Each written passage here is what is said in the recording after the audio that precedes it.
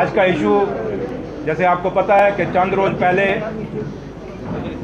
Peoples Democratic party की leader Mehbooba Mufti जी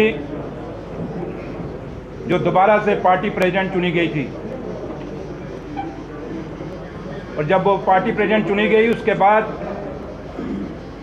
जम्मू कश्मीर रियासत के अंदर जो यूटी है आज, उसमें दोबारा से पीपल्स डेमोक्रेटिक पार्टी की जो ऑर्गेनाइजेशन थी रीऑर्गेनाइजेशन की गई। नए लोगों को मौका दिया गया,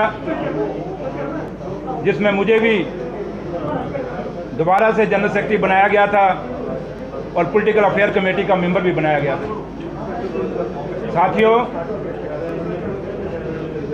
जिंदगी में ओहदे मैटर नहीं करते। जिंदगी में सबसे बड़ी बात अगर कोई होती है तो वो इज्जत, मान और सम्मान होता है, वो सेल्फ रिस्पेक्ट होती है। और जहाँ सेल्फ रिस्पेक्ट ना हो वो घर भी बिखर जाते हैं, वो तंजीमें भी बिखर जाती हैं, वो सरकारें भी बिखर जाती हैं। और आज मुझे बड़े दुख के साथ कहना पड़ता है कि जब महबूबा जी ने मुझे जनरल सेक्रेटरी बनाया, मैंने उन दोनों ओहदों से रिज़ाइन कर दिया था, क्योंकि मैं मुफ्ती मोहम्मद सईद का वो सिपाही था। 1999 में जब पीपल्स डेमोक्रेटिक पार्टी बनाई गई, उसमें एक ही मुद्दा था, इस रियासत के हालात ठीक नहीं थे। मेरा लीडर, मेरा कायद, जिससे मैंने बहुत सियासत सीखी है, मुफ्ती साहब ने दिल्ली की कुर्सियां छोड़ के जम्मू कश्मीर रियासत के अंदर आके उन्होंने यहाँ पे यहाँ के लोगों को, जो रियासत कत्लो गारत से, हर रियासत में कत्लो गारत हो रहा था, यहाँ पे सड़कें खून से लथपथ थी हमारे नौजवानों की, हमारे लोगों को सिक्योरिटी फोर्सेस तंग करती थी, उसके खिलाफ मुफ्ती साहब ने एक सेकुलर फ्रंट बनाने की कोशिश की। और 1999 में 28 जुलाई को मुफ्ती मोहम्मद सईद साहब ने पीपल्स डेमोक्रेटिक पार्टी को बनाया। और जब वो बनाई गई, उसके बाद आपके सामने मुफ्ती साहब का एजेंडा बड़ा क्लियर था। मुफ्ती साहब ने साफ रखा कि इस रियासत में पीस चाहिए, अमन चाहिए। और जब वो अमन और पीस की बात करते थे तो हमेशा कहते थे ना ग्रेनेड से ना गोली से बात बनेगी बोली से। और उसी एजेंडे पे मुफ्ती साहब ने पीपल्स डेमोक्रेटिक पार्टी को बनाया। और इस रियासत के अंदर सबसे बड़ी बात थी, चाहे वो रीजन थे, चाहे सब रीजन थे, चाहे कम्युनिटीज थी, वहाँ एक ट्रस्ट डेफिसिट था। मुफ्ती साहब ने उस ट्रस्ट डेफिसिट को पूरा करने की कोशिश की और इसके लिए पीडीपी बनाई गई। और जब मुफ्ती साहब ने ये पीडीपी बनाई, साथियों आपको याद होगा 99 में एक पार्टी बनती है, ये मुफ्ती साहब का विजन और सोच थी। वही पार्टी जो 99 में बन रही है और 2002 में वो पार्टी सरकार बना रही है। 2002 में पीपल्स डेमोक्रेटिक पार्टी ने 16 सीटें जीती। उसके बाद ये मुफ्ती साहब की काबिलियत थी, मुफ्ती साहब की सोच और विजन थी कि उन्होंने 16 एमएलए के साथ इस रियासत के मुख्यमंत्री बने और यहाँ पे गवर्नमेंट चलाई। और वो गवर्नमेंट चलाई, एक वो गुड गवर्नेंस मुफ्ती साहब ने दिया, जिसको लोग आज भी कहते हैं कि वो मुफ्ती साहब का जो ईरा था, that was the golden era in the history of Jammu and Kashmir. और आपके सामने आप देखें, उस दौर में मुफ्ती साहब ने जब हुकूमत दी, नौजवानों को, यूथ को रोजगार दिया। उसी दौर के अंदर रहबरे तालीम आई, रहबरे खेल आई, रहबरे सेहत आई, रहबरे ज़राअत आई। और उसके साथ साथ सेल्फ हेल्प ग्रुप जो इंजीनियर्स थे बेरोजगार, उनके लिए बनाए गए। उसके साथ साथ जो 60,000 डेली वेजर जो सड़कों पे आज है, इनको मुफ्ती साहब ने उसमें लगवाया था। कितना बड़ा जॉब्स की अपॉर्चुनिटी मुफ्ती साहब ने लोगों को दी। आपके सामने उस दौर में जो सरकार मुफ्ती साहब की थी 2002 में कांग्रेस के साथ अलायंस था, उसमें टूरिज्म कितना बड़ा था, बिजनेस जम्मू कश्मीर रियासत का कितना बड़ा था, माता वैष्णो देवी के अंदर अपना इसका यात्रियों का फ्लो कितना बड़ा था। उसके साथ साथ डेवलपमेंट कितनी हुई थी। आपको याद होगा उस दौर में सही बॉर्डर के ऊपर किसानों को कभी रणवीर नहर से पानी नहीं पहुंचता था, लेकिन मुफ्ती साहब की क़यादत में वहाँ पानी भी पहुंचा। और जब मुफ्ती साहब ने ये काम किए, उसी को देखते देखते उसी 2002 के टर्नओवर में जो मुफ्ती साहब कहते थे पीस विद डिग्निटी, वो हमेशा कहते थे अगर हिंदुस्तान और पाकिस्तान जब तक बैठ के बात नहीं करेंगे, जम्मू कश्मीर में शांति नहीं आएगी, बॉर्डरों पे शांति नहीं आएगी। और आपने देखा आज 7 साल बाद 7 साल इन बॉर्डरों पे आप लोगों ने, काफ़ी सारे लोगों ने नौशहरा बॉर्डर को कवर किया होगा, आरसपुरा को बॉर्डर को कवर किया होगा, कठुआ बॉर्डर को कवर किया होगा, और भी जितना जम्मू कश्मीर रियासत का बॉर्डर आप लोगों ने कवर किया होगा कि जो हमारे बॉर्डर के लोग थे कितने परेशान थे। आज 7 साल के बाद जो बात मुफ्ती साहब कहते थे और अटल बिहारी वाजपेयी जो कहते थे, जिस पीस की बात करते थे, आज आपने फिर वो सीज फायर जनरलों ने किया, आज फिर बॉर्डरों पे सीज फायर हुआ, फिर शांति हुई। और मुफ्ती साहब वो थे जिन्होंने अटल बिहारी वाजपेयी साहब को भी कन्विंस कर लिया था। ये मुजफ्फराबाद रोड मुफ्ती साहब की क़यादत में और वाजपेयी साहब की क़यादत में खुला। पुंछ रावलाकोट रोड जो खुला, जो व्यापार जहाँ से पुंछ की माली हालत सुधरी, जो पुंछ का जो रोड जो रावलाकोट का खुला है, उससे पहले जो पुंछ आप में से काफ़ी लोग गए होंगे, वो पुंछ और वो रोड खुलने के बाद जब बिजनेस वहाँ बढ़ा, आज वो पुंछ कैसा है आप खुद देख सकते हैं कि बिजनेस के साथ उन लोगों को कितना फ़ायदा हुआ। ये किसने किया? मुफ्ती साहब और अटल बिहारी वाजपेयी साहब ने। इसलिए मुफ्ती साहब का जो एक दौर था, वो एक ऐसा दौर था जिसमें पार्टी भी बनी और ग्रास रूट लेवल तक, चाहे हिंदू था, चाहे मुसलमान था, चाहे सिख था, चाहे ईसाई था, चाहे वो कश्मीर वैली थी, चाहे जम्मू रीजन था, चाहे लद्दाख था, पूरे के पूरे तीनों खित्तों को मुफ्ती साहब ने बराबर चलाया, जिससे पीपल्स डेमोक्रेटिक पार्टी को लोगों ने जब 2014 में 2008 में इलेक्शन हुआ, उसमें 21 सीटें आई। और मुफ्ती साहब की सोच को देखते हुए फिर 2014 में जब इलेक्शन हुआ, फिर पीपल्स डेमोक्रेटिक पार्टी की 28 सीटें आई। और जब 28 सीटें आई, उसके बाद दोबारा से ये बदकिस्मती हुई इस रियासत की कि मुफ्ती साहब की डेथ हो गई।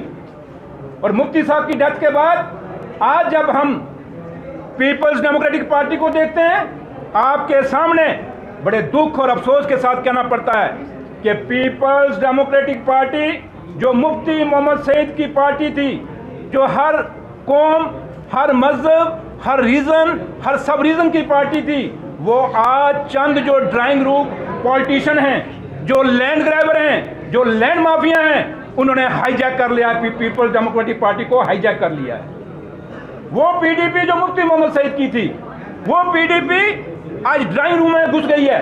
वो पीडीपी जो किसानों के पास थी, मजदूरों के पास थी, उन पहाड़ों के ऊपर थी, उन टोकों और मोड़ों के बीच में थी, वो पीपल्स डेमोक्रेटिक पार्टी जो मिडिल क्लास के पास थी, वो आज उन शहरों के सरमायादार लोगों के पास घुस गई है, उनके ड्राइंग रूम में घुस गई है।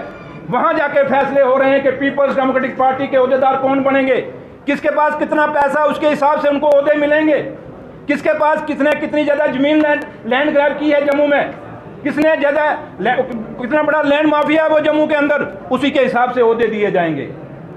अगर ये पीडीपी ऐसी पीडीपी बन गई है। और आपको याद होगा जब मुफ्ती साहब की डेथ हुई, मुफ्ती साहब ने अपनी विरासत जो दी, मुफ्ती साहब ने 5 MP इस पीडीपी को दे के गए थे, जिसमें 3 लोकसभा के थे, 2 राज्यसभा के MP थे। मुफ्ती साहब की जब डेथ हुई, 28 MLA वो दे के गए इस पार्टी को, 14 MLC दे के गए, और एक ग्रास रूट लेवल तक आपके सामने वो एक तंजीम दे के गए। लेकिन आज मुफ्ती साहब को जब 4 साल हुए उनकी डेथ को, आज पीपल्स डेमोक्रेटिक पार्टी जो है अपने एग्जिस्टेंस जो आइडेंटिटी है उसके लिए अपनी पहचान ढूंढने में लगी है कि हम कैसे एग्जिस्ट करें। वो पीडीपी जहां जिस पीडीपी का एवरी नुक एंड कॉर्नर में लोग थे, वो पीडीपी आज खत्म होने पे आ गई। क्यों आ गई? क्योंकि ये चंद लोग जो मैंने आपको कहा, ये ड्राइंग रूम पॉलिटिशियन, ये लैंड ग्रैबर्स, ये लैंड माफिया जिन्होंने पार्टी को ग्रैब कर लिया है, वो महबूबा जी को अपने उस चक्कर से बाहर ही नहीं निकलने दे रहे। उन्होंने महबूबा जी के इर्द गिर्द ऐसे लोगों का एक जाल बुन दिया है जो महबूबा जी को समझ नहीं आ रही कि क्या अच्छा है या क्या बुरा है। हम ये कहते हैं कि महबूबा जी गलत हैं, मैं ये कहता हूँ कि महबूबा जी जिन लोगों ने आपके इर्द गिर्द घेरा बना लिया है, वो लोग आपके हमदर्द नहीं हैं।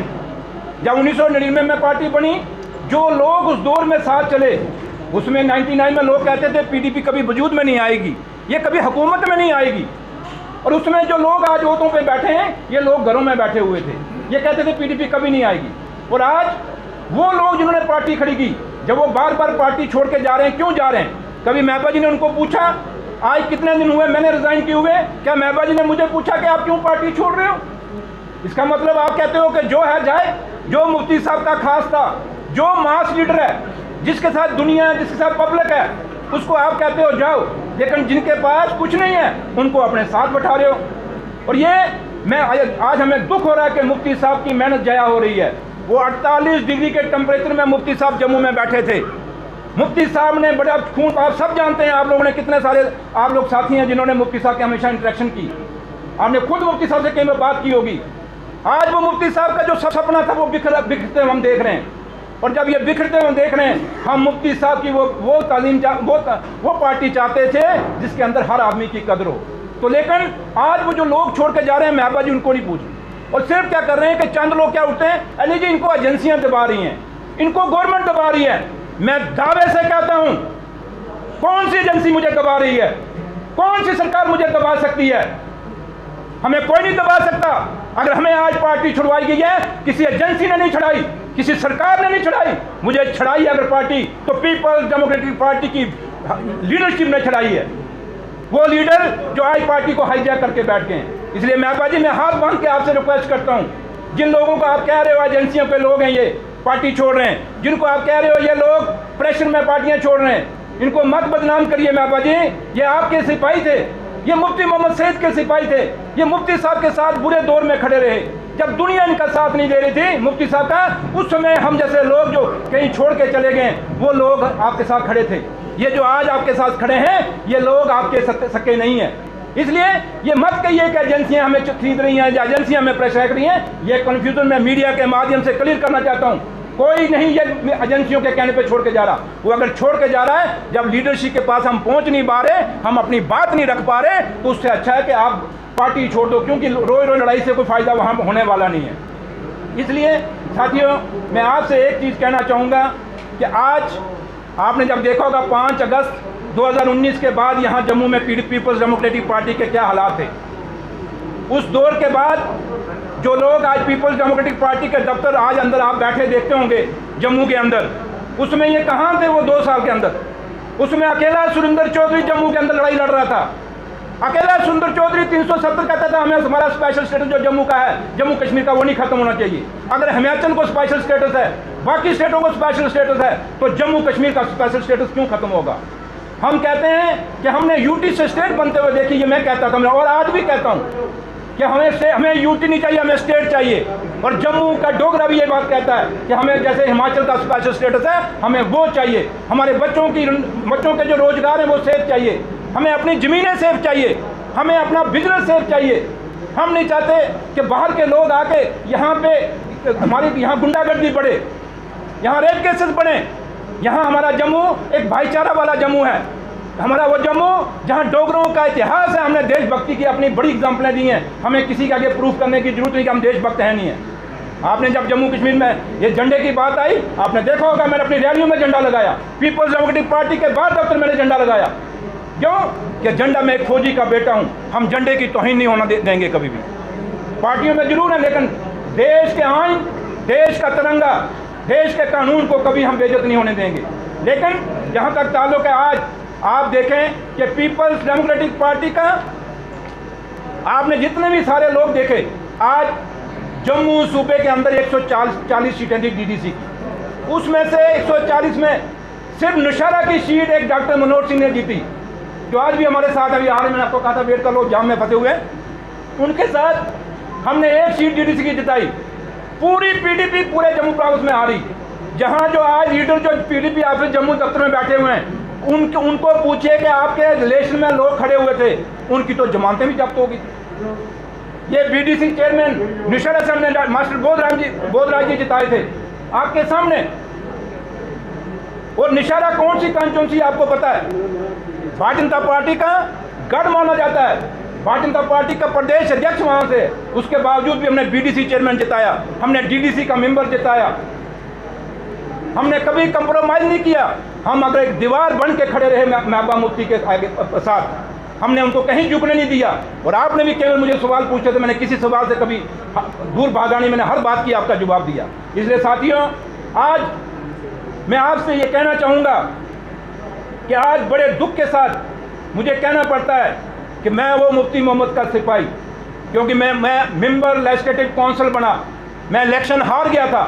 बेशक मैंने नौशहरा से 28,000 वोट लिया था। ये वो लोग जो मेरे साथ बैठे हैं, ये बुजुर्ग मेरे नौजवान साथी, ये सारे कोई सरपंच हैं, कोई पंच हैं, 3 काउंसिलर जम्मू नौशहरा म्यूनसिपलिटी के हमारे 3 काउंसिलर जीते। वो काउंसिलर भी यहाँ मेरे पास खड़े बैठे हुए बीच में। हमने 3 काउंसिलर नौशहरा म्यूनसिपलिटी बाजार से जिताए।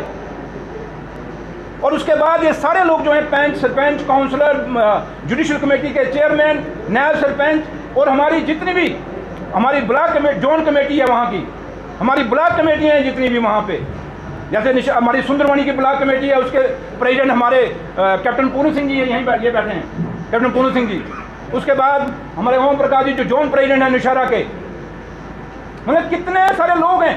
आज मैं बड़े दुख के साथ आपको कहना चाहता हूं और बड़े अफसोस के साथ कहना चाहता हूं, महबूबा जी, मुझे दुख है। और मैंने ज़िंदगी में जब पीपल्स डेमोक्रेटिक पार्टी में आया था, ये सोच के आया था, मुफ्ती साहब के साथ मैंने हाथ मिलाया था और ये सोच के बनाया था कि जब तक जिंदा हूं तब तक पीपल्स डेमोक्रेटिक पार्टी में रहूंगा। मैं उस एजेंडे के साथ था जो मुफ्ती साहब का एजेंडा था। लेकिन महबूबा जी, बड़े दुख के और अफसोस के साथ कहना पड़ता है कि आज आप अपने उस मुफ्ती साहब के एजेंडे से हट गई हैं। आज बेशक आप कश्मीर में जो मर्जी बोलें, जम्मू में जो मर्जी बोलें, लद्दाख में जो मर्जी बोलें, महबूबा जी, आप अपने दिल से झांकें।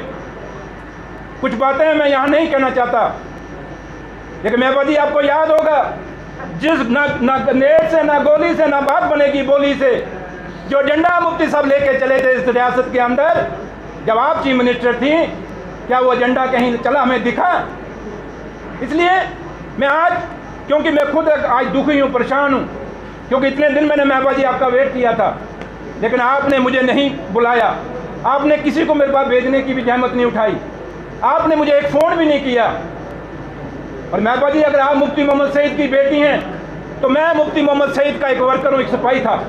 और आज पूरे बड़े दुख के साथ, अफसोस के साथ मैं आप सब के सामने यहाँ पे कहता हूँ कि आज जो लोग नौशहरा और सुंदरवनी के अंदर हमारे जितने भी लीडर हैं, चाहे वो डीडीसी मेंबर, चाहे वो बीडीसी चेयरमैन, चाहे zone committee, all block committee, जितने भी सरपंचेज पंचेज हैं, नौशहरा और सुंदरवनी के जो पीपल्स डेमोक्रेटिक वर्कर थे, आज सारे के सारे पीपल्स डेमोक्रेटिक मेंबर, जो पीपल्स डेमोक्रेटिक पार्टी है, उसकी जो बेसिक मेंबरशिप है, हम वहां से रिजाइन करते हैं। करते हैं नहीं करते जी? हाथ खड़े करके दोस्तों सारे,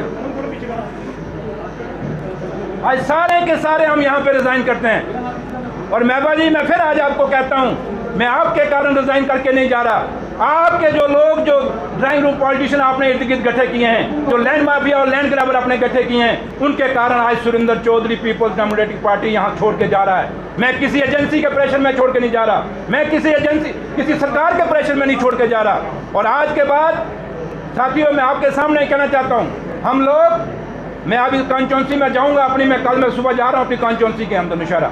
हम लोगों को मिलेंगे, लोगों से बातचीत करेंगे।